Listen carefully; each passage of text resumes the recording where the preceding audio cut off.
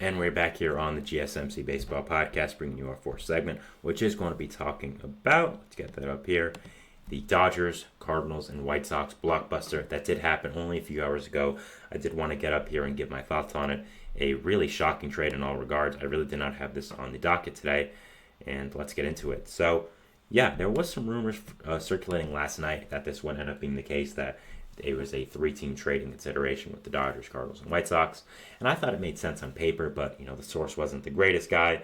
But, hey, he got it right, so props to him. But overall, it did happen, and wow. So I want to go over just what everyone got in return and just go over the entire package and going over each team individually as well. So, first off, let's start off with let's get them up here, the Dodgers.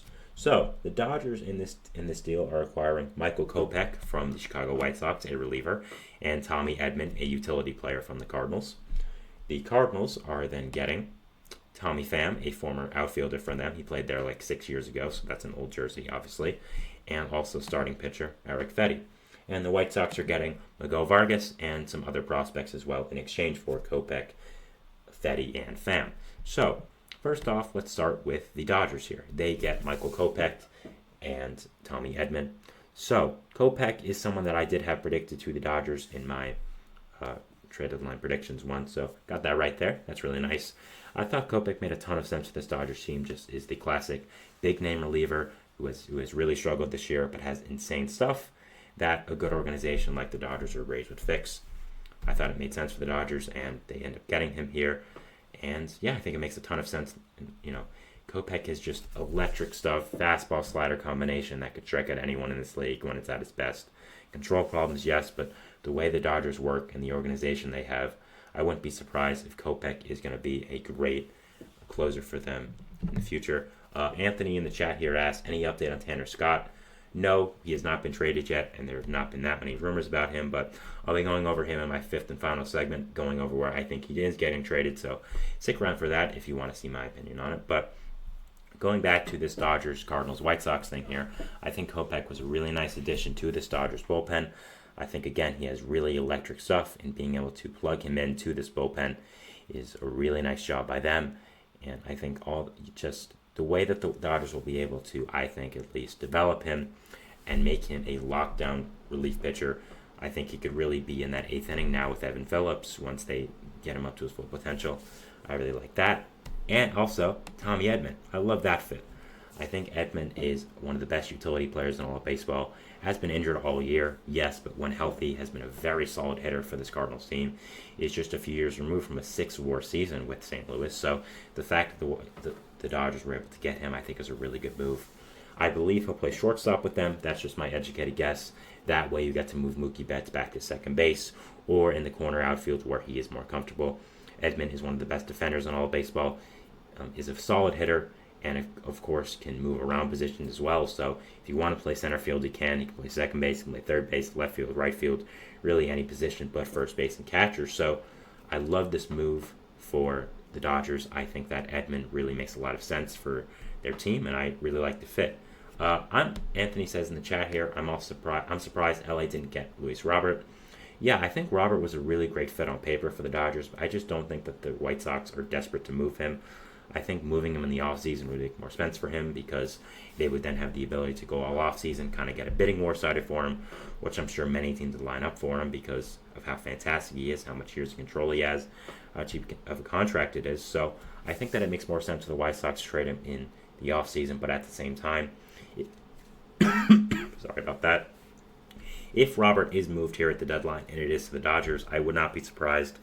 I don't really think Edman precludes them from getting a center fielder, which I do think they need. I just don't think Andy Hayes is a great fit out there. So I like this trade a lot for LA, getting two of their needs now in a shortstop and a relief pitcher, Kopech and Edman. I like it a lot. Cardinals, getting two of their needs done as well. Tommy Pham, they needed a bat, and getting a reliable one in Pham, who of course has history playing in St. Louis, I think makes a lot of sense and a really good move. Pham is a very polarizing figure who always makes sure clubhouses are changed when he steps into them, and I really, really love this fit for St. Louis. your outfield hasn't been the greatest this year with the Tommy Pham injuries, but Alec Burleson has been better as of recently. So moving Tommy Pham into this corner outfield is going to be a really, really nice move for them. And I really like that they were able to get him. Didn't give up much to get him, and I like this a lot. You also got one of the big players of this trade deadline, which is Eric Fetty, one of the biggest names in the entire trade deadline. So being able to get him for this Cardinals team is absolutely a great job.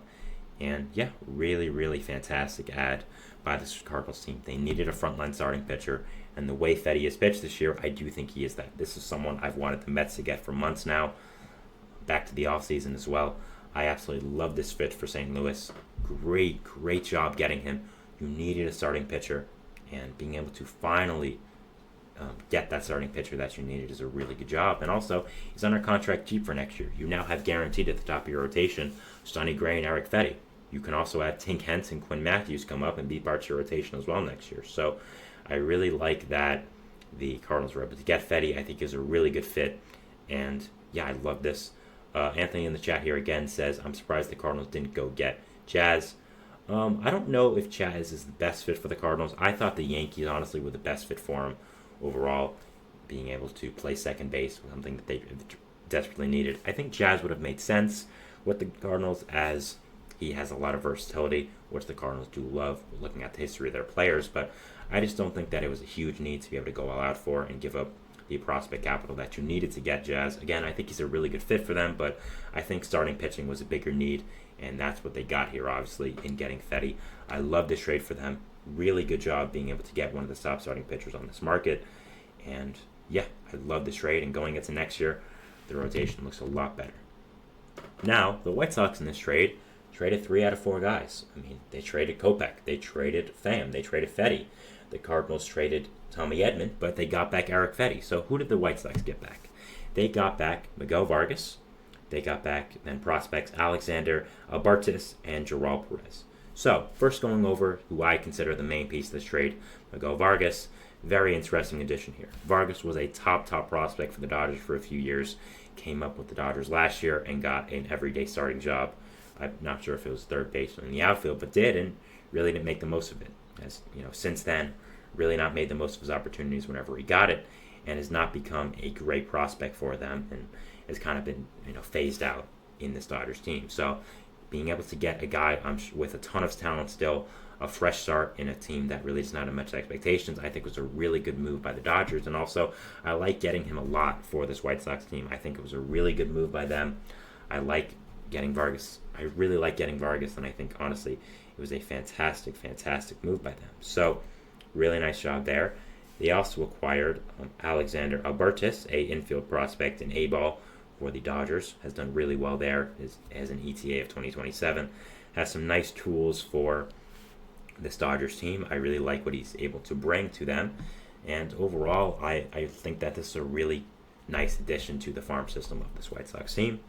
You also are getting Joral Perez, another infield prospect for this Dodgers team. Another guy who is going to be up later at 2027, is an A-ball prospect right now, 19 years old.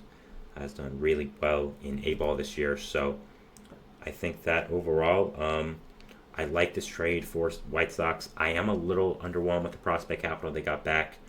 I think that they could have done a little better considering how valued Fetty was in the market. But if they really like Miguel Vargas, I get that. I like him as well. So I don't think it was horrible. I think maybe if we're nitpicking, they could have done a little better. But I like the prospects they got back. I think they project to be long-term pieces. Have all the time in the world to develop here in this White Sox organization that is going to a deep rebuild. And being able to have Vargas now as a player who can try to develop here with this White Sox team, I really like it. So, yeah, I like this team. I like this trade for all sides, honestly. White Sox get some good prospects back for 3 guys that weren't going to be in the long-term futures. Dodgers fill 2 of their needs, and the Cardinals fill 2 of their needs as well. Anthony is asking again, do the Cardinals go after Andrew Nardi? I think he'll be a good fit there. Yeah, Nardi is a very solid left-handed reliever with this Marlins team. I think that he would make a lot of sense for really any team, and Cardinals could bulk up that bullpen even more, even with all the great players they have in the back end. So I think that Nardi would make a lot of sense for any team, and I don't see why Cardinals would be different. So I think that makes a lot of sense. But Overall, with this 3-team blockbuster, I love it. I think it's a classic baseball trade. Dodgers got what they needed. Cardinals got what they needed. White Sox got some prospects. I think both the Dodgers and the Cardinals did extraordinarily well. I think the Cardinals really did absolutely fantastic. I love this trade for them. Love, love, love it. Great job by them for finally recognizing that they needed a frontline starting pitcher. And they got it and didn't have to give up any of their real top prospects for it as well because they had Tommy Edman. A fantastic trade by this Cardinals team. Really fantastic trade for all sides, and I love it. But really, I want to specifically mention the Cardinals. I love the trade for them. So yeah, that is our fourth segment here, going over this blockbuster trade that happened today with the White Sox, Cardinals, and Dodgers, all 3 teams here. We'll be going into our fifth and final segment, which is going to be talking about all the trade deadline predictions I have, the rest of the guys who have not been traded, going over where I do think they will end up getting moved. So yeah, very excited to go over that. And it is trading, of course, after the Justin Turner trade, so we'll be changing that. But yeah, be going over that, and we'll see you after the fourth and final break. So thanks, and bye.